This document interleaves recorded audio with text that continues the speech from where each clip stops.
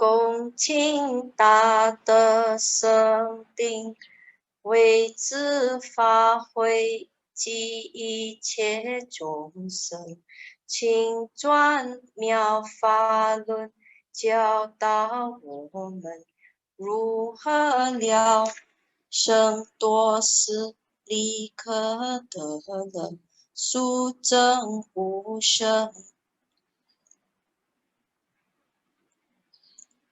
Will the Sangha with great virtue, out of compassion, for the sake of this assembly and all living beings, please turn the wonderful Dhamma wheel to teach us how to live suffering and attain bliss, and attain birth and death, and quickly realize non-birth.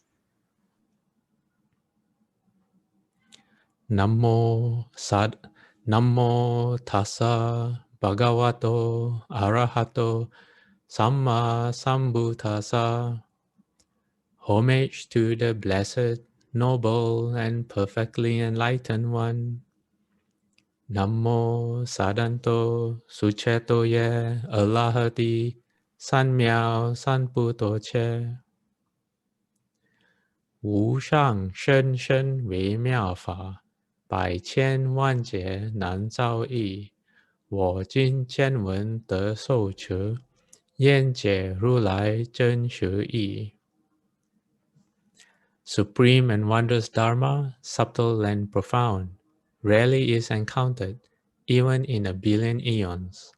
But now we see and hear it and accept it reverently. May we truly understand the Buddha's actual meaning.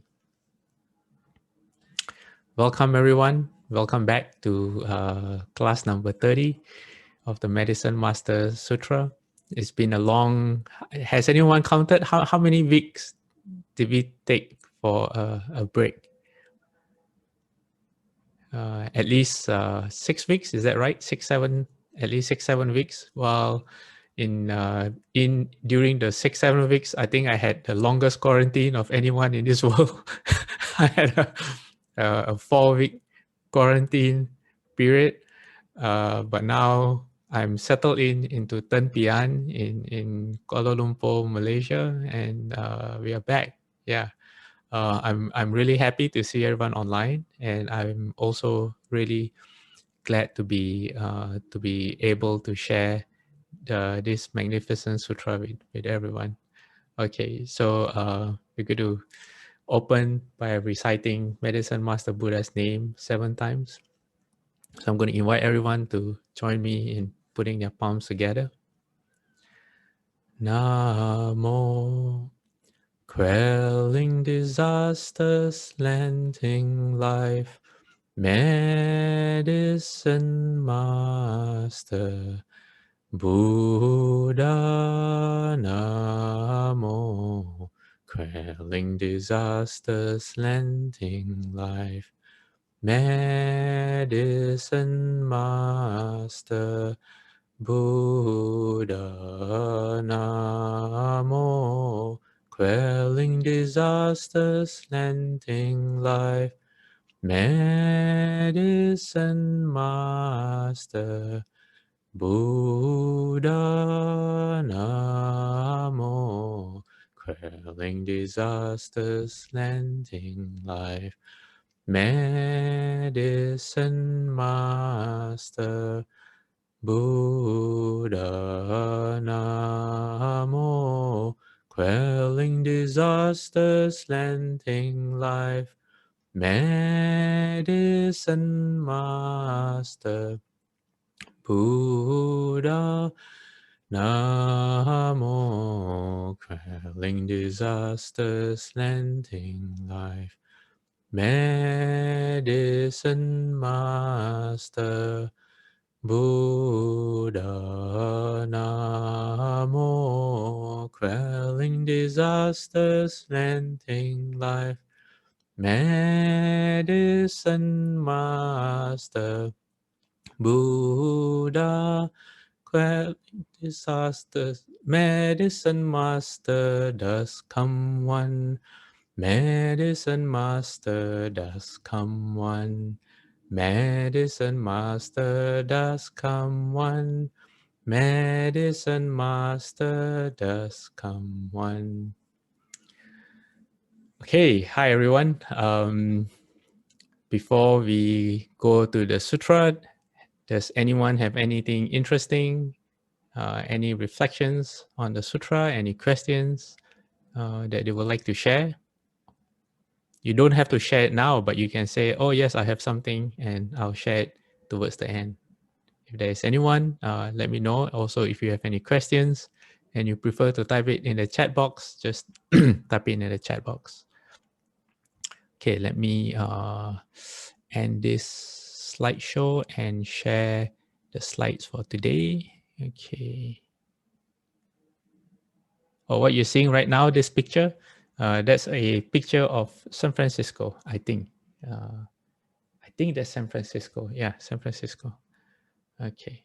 All right. So it's been such a long time since we've had the last class, and also because we finished vow number 11 last time. So I was thinking that instead of going straight to vow number 12, we will begin by reciting from the first vow all the way to the last vow, which is vow number 12. And after that, I have some, I collected some advice or Shufu's instructions about what vows are, and then we can have a discussion about that. Okay, so I'm going to put my palms together and begin to recite, starting from the first vow. So the first great vow, I vow that in a future life, when I attain Anuttara Samyak Sambodhi, my body will shine with dazzling light that will illumine measureless, countless, boundless worlds. My body will be adorned with the 32 heroic features and the 80 subsidiary characteristics, and I will enable all beings to become as I am. Okay, I'm going to take a quick pause here and quickly ask, how is the quality of my audio? Okay, good. Good? Very good. Very good? Perfect. Okay, perfect. Okay, that's all I need to know. Thank you very much. If only I can get that kind of responses to questions. Okay, all right, let's continue. The second great vow. Let me advance the slide. Okay, second great vow. I vow that in a future life, when I attain bodhi, my body will be as bright and clear as Vaidurya, flawlessly pure, vastly radiant, majestic with merit and virtue, abiding at ease, adorned with blazing nets brighter than the sun and the moon. Beings dwelling in darkness will be illuminated and will succeed in all their endeavors. The third great vow, I vow that in a future life when I attain bodhi, I will, by means of limitless, unbounded wisdom and skill in means, enable all living beings to obtain an inexhaustible supply of material necessities, so they are without the slightest one. The fourth great vow, I vow that in a future life, when I attain bodhi, I shall lead those sentient beings who practice deviant paths to reside in the way of bodhi, and those who travel on the vehicles of the hero of Pratyeka Buddha to abide in the great vehicle. The fifth great vow, I vow that in a future life, when I attain bodhi, I shall enable limitless and boundless numbers of sentient beings who cultivate Brahma conduct within my Dharma to perfectly uphold the three classes of precepts without exception. Should there be any violation, upon hearing my name, they will regain their purity and not fall into the evil destinies. The sixth great vow, I vow that in a future life when I attain bodhi, if there are sentient beings whose bodies are inferior and whose faculties are imperfect, who are ugly, dull, blind, deaf, mute, deformed, paralyzed, hunchbacked, or afflicted with skin disease, insanity, or various other sicknesses and sufferings. Upon hearing my name, they shall all become endowed with upright features, keen intelligence, and perfect faculties, and they shall be free of sickness and suffering. The seventh great vow. I vow that in a future life, when I attain Bodhi, I shall cause sentient beings who are oppressed by many illnesses and who are without aid, without a place to turn, without a doctor, without medicine, without relatives, and without a family, who are poverty-stricken and filled with suffering, to be cured of their sicknesses upon having my name pass by their ear. So they are peaceful and happy in body and mind. They will have a family and relatives, and acquire an abundance of property and wealth, and even realize unsurpassed Bodhi. The eighth great vow. I vow that in a future life, when I attain Bodhi, if there are women who give rise to a deep loathing for their female body and wish to renounce it because they are oppressed and disturbed by the myriad sufferings of being female, upon hearing my name, they will be able to turn from women into men who are replete with male features and ultimately realize unsurpassed Bodhi. The ninth great vow.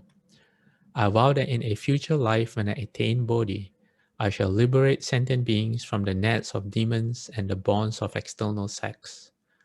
If they have fallen into the dense forest of evil views, I shall lead them to have proper views and to gradually cultivate the practices of bodhisattvas, so they will quickly realize unsurpassed, proper, and equal Bodhi. The 10th great vow. I vow that in a future life, when I attain Bodhi, I shall cause sentient beings who fall into the hands of the law and are bound, interrogated, whipped, fettered, imprisoned, sentenced to execution, or subjected to endless disasters, hardships, abuse, and humiliation, so that they are torn by grief and distress and suffering in body and mind, to obtain, upon hearing my name, liberation from all worry and suffering by means of my blessings, virtue, and awesome spiritual power. The 11th great vow. I vow that in a future life, when I attain Bodhi, I shall cause all sentient beings who are so plagued by hunger and thirst that they create all kinds of bad karma in their quest for food, upon hearing my name and single-mindedly accepting and maintaining it, to be filled with delicious food and drink, and afterward, by means of the flavor of Dharma, to settle in ultimate peace and happiness. The 12th great vow. I vow that in a future life, when I attain Bodhi, if there are sentient beings who are poor and without clothes, so that day and night they are troubled by mosquitoes and flies, and by cold and heat, upon hearing my name and single-mindedly accepting and maintaining it, they shall obtain all kinds of fine and wonderful garments that accord with their tastes, as well as a variety of precious adornments, flower garlands, fragrant balms, and the enjoyments of music and various kinds of talents, so that all their heart's delight will be fulfilled. Okay, congratulations everyone. We have done all 12 great vows of Medicine Master Buddha, and you can see why they are great, because in those vows he's never selfish, and also if you pay attention to the first few words of every vow, it says, I vow that in a future life, when I attain Bodhi. So it means that when he made these vows, he or she wasn't Medicine Master Buddha yet. So at that time, he or she, I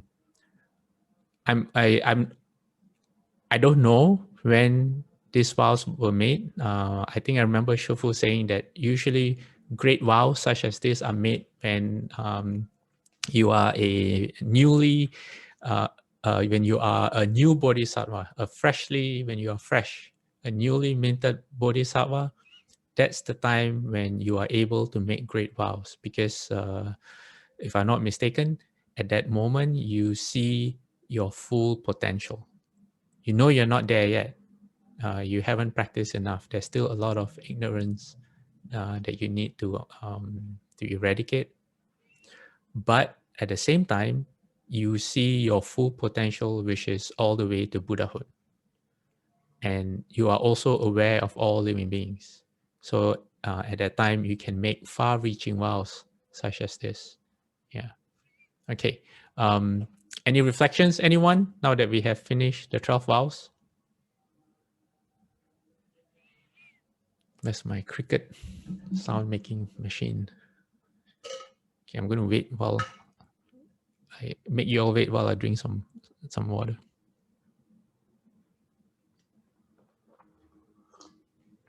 Still no one? No reflections from this, what, 6, 7, no, I think more, 7, 8 weeks we've been on break. Okay, I have a question about cause and effect. Okay, Ron, if you would like to put it in the chat box, then I can read it as we go along the following slides. Okay, so let's see what Shufu has to say about vows. Okay, so Shufu says that some people can control their own karma. Instead of being turned around by a situation, they can turn the situation around. They can alter their karma and be their own masters. So Shufu also says, if you follow your karma, you are not in control. But if you can direct your karma, then you are in control. He says, why do bodhisattvas make vows? Okay, this part is underlined, which means that it is important. Okay, Shufu says, why do bodhisattvas make vows? Because they want to control the flow of their karma. Relying on their great vows as a foundation, they can direct their karma. In their case, they can control their karma, but their karma cannot control them. Okay, there's one more slide to go before we talk about this. Okay, let's go to the second slide. Shifu continues by saying they can control states of mind, but states of mind cannot control them. They can control their retribution, but retribution cannot control them. One can control these things, but only with wisdom. Someone who is always stupid and ignorant and doing muddled things will not be able to control his karma. When asked why you do muddled things, you answer that you don't know. Your not knowing means you are being led by your karma. Okay, so what does this mean? Well, I'll come explain this, say from my own experience. Okay, sometimes in life there are people that you don't like. You meet people and you just don't like them, or they have done something that you don't approve, or they've done something to you that makes you feel terrible, and whatever it is, you just don't like them. So being unable to control your karma means that when you see people like that, you give in to your emotions. Just by hearing their name or thinking about them or seeing them makes you feel really bad. It gives you a lot of afflictions, a lot of suffering. Then all the thoughts come that you can't really control. Thoughts like taking revenge, or thoughts of wishing the person would not be there or go away. It depends. Everyone's different, okay? Or sometimes you might even wish that harmful things happen to the person. Okay, it depends on how afflicted you are with that person. So whenever you have these thoughts and you follow after these thoughts, you are unable to stop them and do something else or think of something else. This is what Shofu means by, let me go back to the first slide, control your own karma. Okay, so in the third sentence, the end, Shofu says, if you follow your karma, you are not in control. So what do we do every day? We follow after our emotions. It happens really quickly and we are not aware of it, but our emotions, which come from our karmic seeds, control us all the time in every single thought. But because we've never had our minds calm down through say reciting the Buddha's name or through meditation to a point where it's really quiet and we are aware of our thoughts arising, we don't know. We don't know what's happening to us. So to put it another way, if someone thinks about it further, you could say that we are actually pre-programmed in how we behave. We are like robots. we follow after a software, like the computer I'm using right now. There's a software, there's a program. If I do this, this thing happens. So in our case, our responses, the way we feel, our emotions are already built in based on all the things that we have experienced, that we have performed through our body, speech, and mind with intention. All those things are now telling us how we should behave. And because it happens really quickly, we follow after it without realizing even what's going on.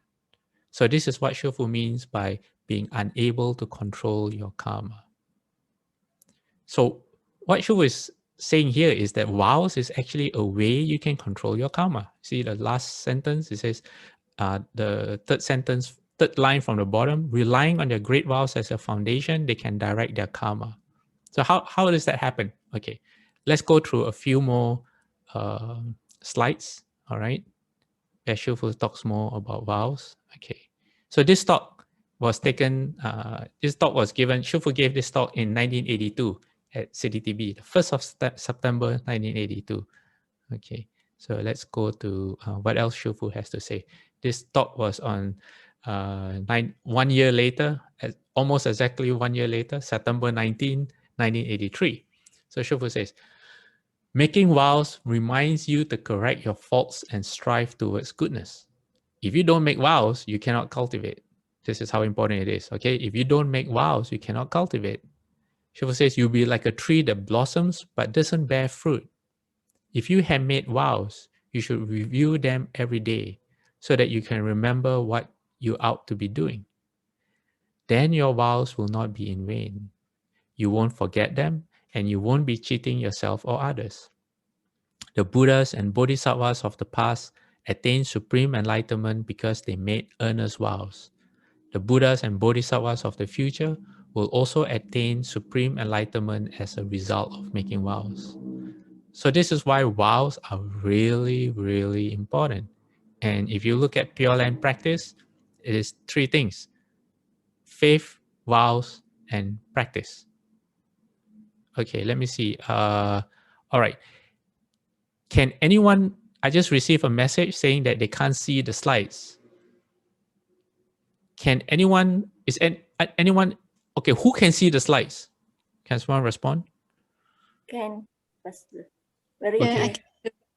Okay, so Catherine, maybe I think other people can. Maybe it's your, I'm not sure, settings, or you might want to log out and try joining again. Yeah, sorry about that. Okay, okay, so where were we? Yeah, vows. Okay, so let's take a pause here before we move on to other things that I still have some slides about what Shufu has to say about vows. I have spoken about precepts, and the metaphor that I use for understanding precepts is like when you are driving and there are lines on the road that tell you when to overtake, keep in the lane, and like traffic lights. Those are precepts. They help keep you safe. So when you're driving, when you come across, there's a turn in the road, and there are two lines in the middle, two unbroken lines. Okay, people know when they see those lines, it is to tell them not to overtake. Stay in your lane. Don't go into the other lane. Why? Because you can't see what's coming. There might be from the opposite side of traffic, there might be a road, there might be a vehicle, and if you stray into their path, you may not have enough time to react. Okay, so those lines, they are all ways to keep you safe when you drive. A traffic light, you come across a traffic light, red light, please stop. Don't continue. Why? Because you might get hurt, or you might get into an accident, or worst thing is you hurt someone else, or you take someone else's life. Okay, so precepts, you can look at precepts like lines on the road. Okay, they are there to help you keep safe. Okay, how should we look at vows? All right, using the same, how you say, continuing the theme of lines on the road, okay, driving, vows are your directions. Okay, so how do we try to understand that? Well, first you must have a destination. You must want to know where you want to go. Okay, so for some people who maybe they are new and they've never thought about where they want to end up at the end of their life, they don't know. Why? Because they don't know what is possible yet. Okay, so speaking to them about vows might be a bit too much, because all they want is a better life, or maybe that's their intention, to have a better life. So let's say someone has a vow of going to the Pure Land. That's really good because that's your destination. Okay, but that in itself doesn't tell you how to get there. You just say, "Oh, I want to be reborn in the Pure Land. I want to be reborn in the Pure Land." But how are you going to get there? So this is where Shufu says your vows are really important. So the vows, you can look at them as you come to the end of the street. Do you go straight? Do you turn left? Do you turn right? Your vows will guide you. Say, okay, now I have to go straight, and then later on I have to turn right. So everyone's vows will be different. If you look at the like Kuan Yin Bodhisattva, you look at Earth Store Bodhisattva, you look at Amitabha Buddha's vows, you look at Shufu's vows, you look at Medicine Master Buddha's vows, they're all different. So your vows will be your vows. It can be the same, but usually it will be different. And why is it different? Well, the vows come from you. They come from, number one, you setting a destination for yourself, knowing where you want to end up. Or the intention behind your practice. That's one. The second thing is that to be able to make vows that suitable for yourself, you have to also be aware of some of your shortcomings. So, for example, like I used to have a vow to have more patience. Why? Because I have a very impatient nature. I am very quick to get upset. But for someone who already has patience, they don't need to make that vow, or they can make a vow to have more patience. So what Shufu is trying to say is that your vows help you become who you want to be. So that's why you remind yourself.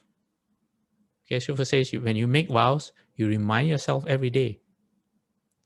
So a vow is a promise that you can make in front of the Buddhas and the Bodhisattvas. But more importantly, a vow is a promise that you're making to your own Buddha nature. So as you are kneeling in front of the Buddha or to Guan Yin, you see them externally, but what they are actually reflecting is your potential and your abilities inside. Okay, so when you are making vows, you are making a promise to your potential of who you can be. You can call that the Buddha nature. That's perfectly correct.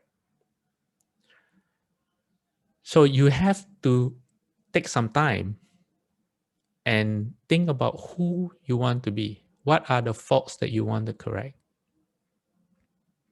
Okay. Sometimes for a long time I wanted to be like Guan Yin Pusat. I still want to be like Guan Yin Bodhisattva. So some of the vows that she has made helps me in my vows. And then having investigated Medicine Master Buddha's vows, some of his vows now help me in my vows. So I tend to think people say that rely on Amitabha's vows. That's how I tend to see, interpret what that means. Rely on his vows means I try to understand how someone could have made those vows? What was going on in his mind and his heart? What kind of person, how would they think? How would they see the world? How would they see people around them to be able to generate such great vows? And then I use that as a template to then examine myself. Like, do I have those? Why don't I feel like that? If I don't feel like there's a vow that I can make, I ask myself, what's wrong with me? What am I lacking in myself that I am unable to make this kind of great vows? And then you just work from there. So for everyone, it's different. It all depends on, like I said, what you want, where you want to end up with, the amount of afflictions that you see in yourself that you want to overcome, and at the same time, the amount, how much virtue do you recognize in, say, the Buddha? We have Shakyamuni Buddha, we have Amitabha Buddha. Who are your heroes? Kuan Yin Pusat, or say it can be someone else like Gandhi, Mother Teresa. What are the qualities that you always respect and that you want to emulate? So that all of those becomes part of your vows. And if you can, like Shufu says, remind yourself every day of your vows, then day in, day out, you, as long as you keep your vows in mind, you are bound to transform for the better. Because if you really make the vows in a very sincere fashion, what's going to happen is in the very next moment you meet someone. So what the vows do is they bring your attention and your mindfulness to the present moment. So like in my case, if I meet someone who previously I never liked and I still don't like, okay, and I see that person and instantly I feel all those negative thoughts and my afflictions arise. And then if I am really sincere in making my vows, say if I really want to be like Medicine Master Buddha, hopefully I will have enough mindfulness to feel a bit ashamed, like, oh, I shouldn't really be feeling like that. That's not very bodhisattva-like, and it's just causing me afflictions out of thin air, out of nothing. Suddenly you get afflicted. That's very silly, it's very unnecessary. And hopefully I feel ashamed enough, or I feel that the affliction is unnecessary, that I want to find a way to end how I'm feeling. Say, oh, I shouldn't be feeling like that, but what can I do? And then maybe I can go and practice bowing to the person. When I go to the Buddha hall, I can bow and imagine I'm bowing to the person and then see what happens. Or I can do something good and with the intention of benefiting that person. There are so many things that you can do from a Dharma perspective.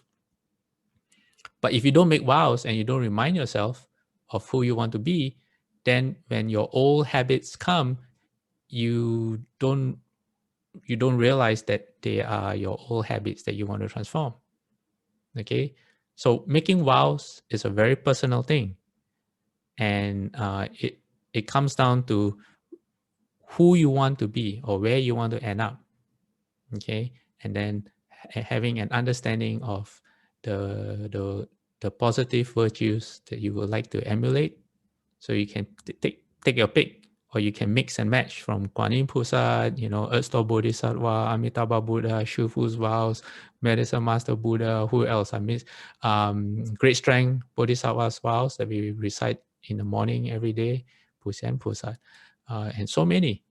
Yeah, and see which inspires you. Okay, all right, let's continue.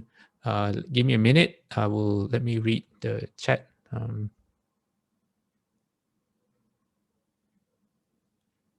Okay, Melinda, I'm going to call on you towards the end of today, and then you can share what you just wrote in the chat box. Okay, so next is titled Shufu's Unsurpassed Dharma Door. Okay, so, okay, hold on. Sorry. I'm getting ahead of myself. Okay, so just to recap, okay, vows have to be transformative. Okay, when you make a vow and you can just say it, but if it doesn't lead to a transformation in you, it's not a real vow. That means you're not sincere enough or you're not mindful enough. It's just your heart saying something or your mouth saying the words. Okay, so it's not a real vow. Okay, it's probably maybe a wish. I wish to be more patient, then you don't do anything about it. It's a wish. Okay, so don't be honest with yourself. All right. So vows shape our behavior and they give us the power to transform our habits. So I have a personal story to tell. So I'm at CDTB and I'm bowing the 10,000 Buddhas toward repentance. And this is not the first time. I think it was the third or fourth time. And previously I used to bow the repentance, and sometimes I get to the Buddha hall late. And sometimes while bowing, my mind starts to wander here and there. And so I wasn't really sincere. I was just doing it because first I cannot escape. When you want to be a monk, everyone looks at you, so you cannot escape. You have to do it whether you want to or not. And I was just doing it because you had to do it. Okay, my intention wasn't there. So one year, I realized that I could bow on behalf of my father who was no longer around. And I decided to dedicate the merit to him. And when I had that intention, it affected me in a very different way because naturally I was never late for every incense. I always made it to the Buddha hall on time. And if I had not made that vow to bow on behalf of my father, I would still just follow my habit and be casual. Yeah. So that's how a vow can change you. It gives you the power to change. Yeah. Let me read my notes.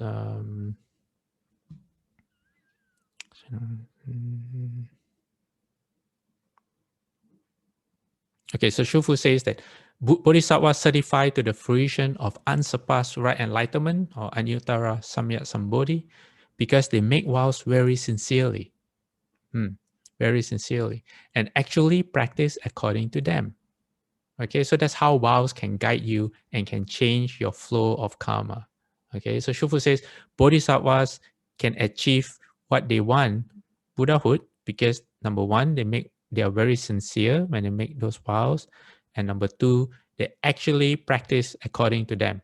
Okay, so it's not empty vows. They don't just say it. They actually follow what they have in their vows. So Shufu says, if we truly practice every one of our vows without the slightest falseness, we will become Buddhas and Bodhisattvas. So this is a guarantee from Shufu, but also depends on the vows that you make. But if you make good vows, okay, Shufu says, if we truly practice every one of our vows without the slightest falseness, that means we're not selfish, we're not thinking about ourselves, then we will become Buddhas and Bodhisattvas. And Shufu also says, take the Buddha's vows as our own vows. We should always practice kindness, compassion, joy, and giving, because those are also the foundation of the Buddha, all the great vows. So Shufu says, try to take the Buddha's vows as our own vows. That means emulate the Buddha and practice kindness, compassion, joy, and giving. All right. Okay, now let's move on to the slide that I showed you and then I took back. Okay. Shufu's unsurpassed Dharma door. Okay, this is very interesting. Shufu says, I now have an unsurpassed Dharma door that I intend to speak for you. But before I tell it to you, I should remind you that seeking the Dharma is not an easy matter.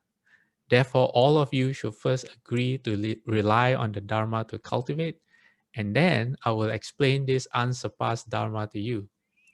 The Dharma door consists of making vows before the Buddhas every single day. So can you imagine you are in the Buddha hall with Shufu, and he's telling you that he has this unsurpassed Dharma door, like a secret, like it's like a huge secret.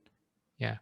So okay, so what is this huge secret? Okay, you know it's making vows. Okay, Shufu says the Dharma door consists of making vows before the Buddhas every single day. But what are the vows? Okay, so here. Okay, I'm going to put my palms together and because these are called the Great Mahayana vows. Living beings are boundless. I vow to save them all. Okay, there's no all here. Afflictions are endless. I vow to cut them off. Dharma doors are limitless. I vow to study them all. The Buddha way is unsurpassed. I vow to realize it. Okay. When do we make these vows? If you come to the temple, we actually make these vows all the time. In fact, we make these vows so often that it becomes like breathing. You stop paying attention to it, which is a bit unfortunate. At least for me. Okay, I should not be speaking as if like saying everyone does that. Okay, in my case, because I am so exposed to these vows, it is so common in the ceremonies and in everyday, my everyday experience, that I tend to take it for granted. Yeah, so please don't make the same mistake as I do. Okay, so when we take refuge with the triple jewel, or which is the Buddha, the Sangha, and the Dharma, we make these 4 vows, which are called the 4 vast vows of bodhisattvas. So these are the basic vows which all bodhisattvas should make. And if you look at all the vows, all the great vows of all the Buddhas and bodhisattvas, they all come back to these 4. It's like a, how you say, it's like the branches on a tree, like a derivation from one, it branches off to a lot more. Okay. All right. What time is it? 9:40. Okay. You know what? It's 9:40. And I remember making a promise to go and explain the continuation of the 32 hallmarks. And I want to make sure I have enough time for that, as well as not forgetting to bow at the end of the transference. Maybe we should take a break here and let me look at the next few slides that I have is an explanation of these 4 vows. Okay, and let us look at the comments that we have. Melinda, would you like to share your experience? Are you ready? Pastor, can you hear me? Yes, I can very well. Okay. Pastor and all Dharma friends, Amitabha. Actually, in my checkbox, I put the notes in the checkbox is regarding lately I able to sit on full lotus.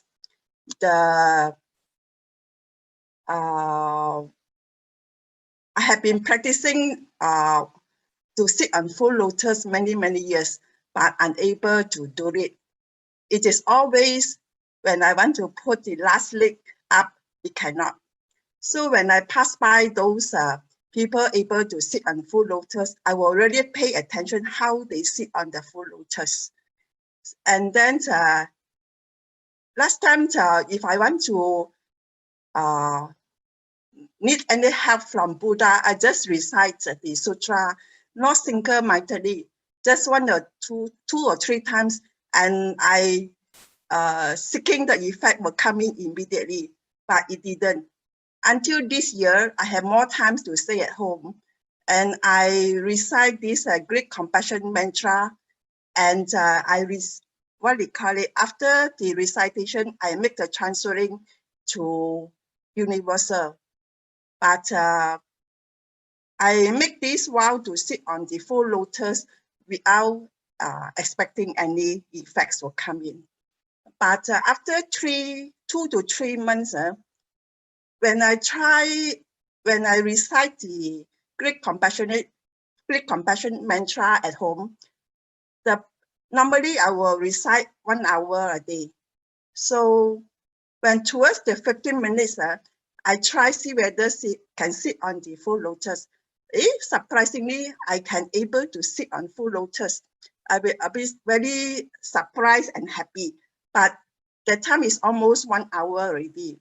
So I just keep this surprise the next day when I recite this mantra again. Then I try, how come I really can sit on the full lotus?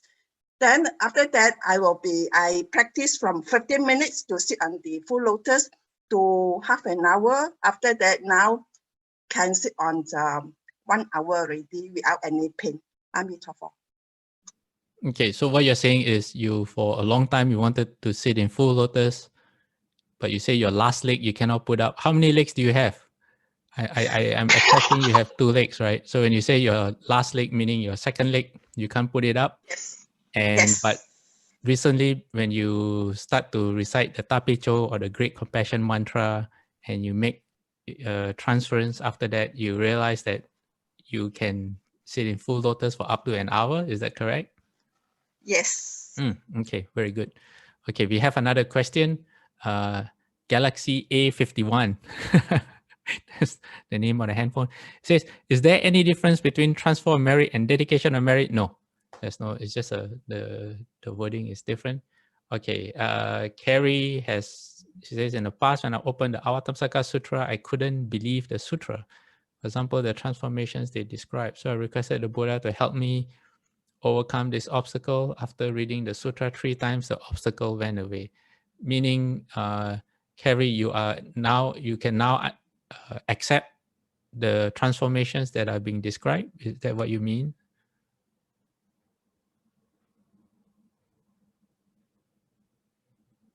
Is she there?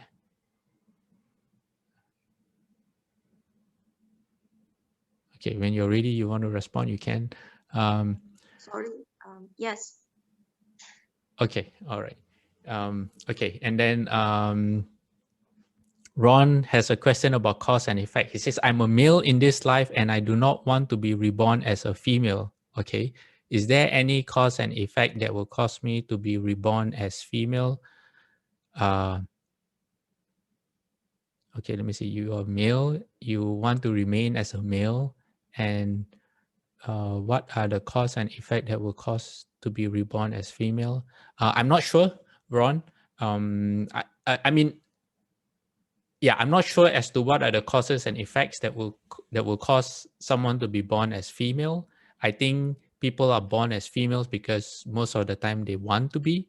So if you don't want to be, I think that's one obstacle gone in your case. And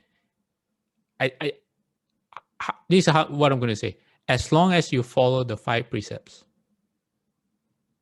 I think you have nothing to worry about. Yeah, as long as you follow the 5 precepts, because rebirth is usually a process that follow after a person's karma. So for someone like yourself, you already know that you don't say you want to be reborn as a male, or for someone who already who know just like you, but they want to be reborn as female, that's the karmic seeds that you have already planted. So the rebirth will follow accordingly. I think the sutra only mentions people who want something else, and it is because the bodhisattvas and the Buddhas, they want to accord with people's wishes and make them happy. Yeah. Okay. And then Yan says, how do we view and understand the enjoyment of music under vow number 12? Okay. Give me a few minutes give me a few seconds while I go back to vow number 12. Okay. So Yan's question is, if you look at the third last line, okay, Master Buddha says, they shall obtain all kinds of fine and wonderful garments that accord with their taste, as well as a variety of precious adornments, flower garlands, fragrant balms, and the enjoyments of music and various kinds of talents, so that all their heart's delights will be fulfilled. So he is asking this in relation to the 8 precepts and not misinterpret. Okay. First of all, when we take precepts, like the 8 precepts, the 5 precepts, we are taking it for ourselves. We should never use the precepts as a way to judge other people. So if someone else next to you has taken, say, the bodhisattva precepts or the 5 precepts, the moment we are critical of their behavior because they're not following the precepts or our interpretation of what the precept should be, we are using the precepts in a wrong way. Because number one, we are looking at other people's faults instead of looking at ourselves. And what was number 2? It only gives rise to affliction. So precepts, the correct attitude to precepts is not to say, oh, you should be following these precepts, or you are a left-hand person, you should be doing this, you should be doing that. The main thing about precepts is they guide ourselves. Just like our vows. If I make a vow, I cannot say that, oh, I made a vow not to get angry. Everyone else cannot get angry as well. That's not fair. Your vows are your own. So same thing with precepts. Okay, so precepts, we cannot use it to judge other people. Okay, that's number 1. So your question contains 2 parts. One is the 8 precepts, and one is on the 12th great vow of Medicine Master Buddha. Okay, those 2 have nothing to do with each other. Okay, why do I say that? Okay, number 1, the 8 precepts is a voluntary thing that when you undertake, for those people who are not familiar with the 8 precepts, one of the precepts in the 8 precepts say that you should not listen to music. Okay, why is that?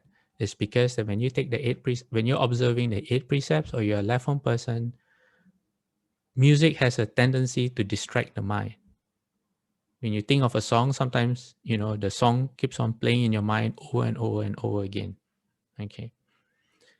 So when that happens, it pulls you away from being really mindful as to what's going on. It's very distracting. Okay. So not listening to music means to remind yourself that you should be practicing instead, either reciting the Buddha's name or sitting in meditation. Okay. That's the 8 precepts. Whereas if you look at Medicine Master Buddha, his intention is to make living beings happy. Okay, there's nothing in his vows that he says he wants you to follow the 8 precepts, or there's no forcing. He doesn't, Bodhisattvas understand that practice can only be done on a voluntary basis. You must generate the desire to want to follow the precepts. Only then do the precepts really matter and lead to a transformation. If you are being forced to follow the precepts, then what happens is the karma that you create in relation to the precepts will be mixed, because there is very little sincerity and sometimes even resentment or anger or animosity when you hold the precepts, because you're not doing it from your heart. So the 12th Great Vow is all about Medicine Master Buddha, or before he or she was Medicine Master Buddha, wanting to make all living beings be free and at ease and to have a happy life. It is how people want their children to be. It is how people think of someone you really care for, your grandparents or your children, your parents, your cousins, your aunties, people who you want to have a comfortable life. You give them that first. Okay. So what about practice? Okay. What about and remember, Medicine Master Buddha is concentrating on people who are really suffering right now. Okay, not you. Okay, unless this vow is about people who are poor, without clothes, troubled by mosquitoes, cold and heat. That means they don't even have a proper dwelling. Okay, it's about these people. All right. And if you think Medicine Master Buddha doesn't care about, say, wisdom or the enlightenment, I'm going to show you slide number 11. Okay. Slide number 11 is about Medicine Master Buddha wanting to give them all delicious food and drink. And then he says, and afterward, by means of the flavor of Dharma, to settle in ultimate peace and happiness. So first comes the, how you say, he first makes living beings happy. Okay. And then when they are ready, when the time comes and they are able to by themselves want to say follow the 8 precepts or the 5 precepts, then if Medicine Master Buddha is there, he will introduce them in a very skillful way. I hope that makes sense. Okay. All right. Okay.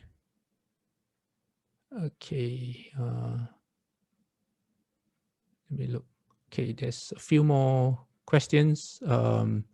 Maybe we'll use WhatsApp to talk about that because we only have a few minutes left. And I want to use that few minutes for at least one of the 32 hallmarks so I don't break my promise. Okay, let me go to... Okay, so if you look at your screen, this is hallmark number 32. What is hallmark number 32? Okay, the 7 places distinctive and full. Meaning, if you look at the diagram, starting from the top, the space behind the shoulders, okay, and then the space behind the elbows, and then the space behind the knees, and the shoulders itself is, some people describe it as plump, soft, and full. That means it's, how you say, rounded. There's no depression. Okay, like the back of my elbows are very ugly. You know, they go in instead of, they're not like the Buddhas where they're soft and plump and full. Yeah. So hallmark number 17 is these 7 places are distinctive and full. Okay, we can do one more. Okay. Oh, okay, no, that's not what I want. Okay, number 18, well-filled underarms.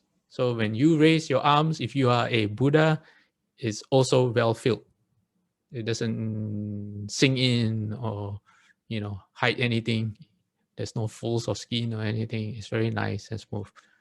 Okay, and I'm supposed to accompany this with what you do to get that. Okay, hold on. Let me do a quick search. Okay. 32 hallmarks and reasons. Okay, I have a document where I collected all the different, because different sutras have different ways of explaining what happens. What do you do in your cultivation to get all these different hallmarks? Okay, so number 17, how do you get the 7 places distinctive and full? Okay, giving encouragement regarding the points of the Dharma. Okay, and then another reason is you give nourishment. That means you either, and it's not just physical where you feed someone. Is anything outstanding for enjoyable use like clothing, so on. So it is the intangible, which is nourishment through the Dharma. That means you increase people's wisdom. And the second one is material, food, objects like Medicine Master Buddha's 11 and 12 vows, okay, food, and then clothes and drink that they can enjoy, and probably music too. Yeah. So the Buddha himself say monks in whatever former life, the Tathagata became a giver of fine food, delicious and tasty, hard and soft, and of drinks. And by performing this karma, he says he was reborn in the heavenly world, and he kept on being reborn higher and higher. And then the result of the, how you say, being really kind and nourishing people in that way was his 7 places are now full. Yeah. Okay. All right. And then number 18, the well-filled underarms, is that your behavior, you set, and your behavior is so good that you become an example for everyone. So meaning what you preach, the Dharma, for example, is what you follow yourself. So you follow what you what's the saying? You follow what you preach. Yeah. Okay. Okay. All right. Congratulations. We have just finished class number 30. And let me share the slide for transference of merit. I had some photos about my quarantine experience, and I'm glad that I don't have to share them, because if I do, it means I'm trying to fill up the time. Maybe next class. Yeah, next class I will share some of the photos from my quarantine experience. Okay, where's my dedication of merit?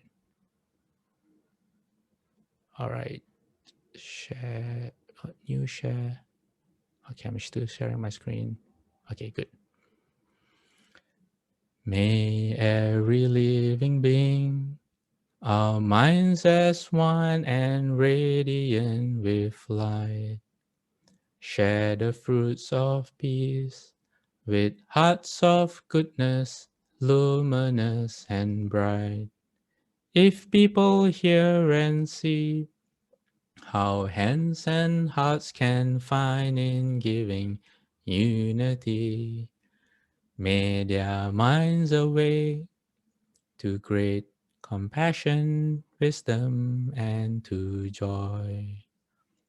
May kindness find reward. May all who sorrow leave their grief and pain. May this boundless light dispel the darkness of their endless night. Because our hearts are one, this world of pain turns into paradise. May all become compassionate and wise. May all become compassionate and wise. Okay, hold on. It's not over yet. You still have to bow. Okay, just let me lean forward and get my head belt.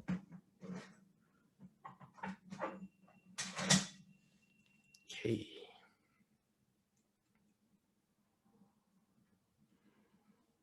Okay, 3 bows to the Buddha.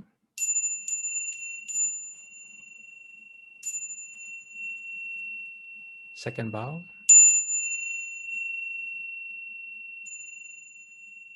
Third bow.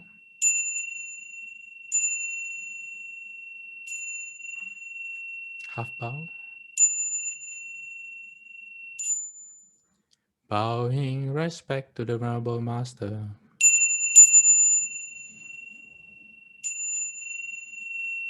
Second bow.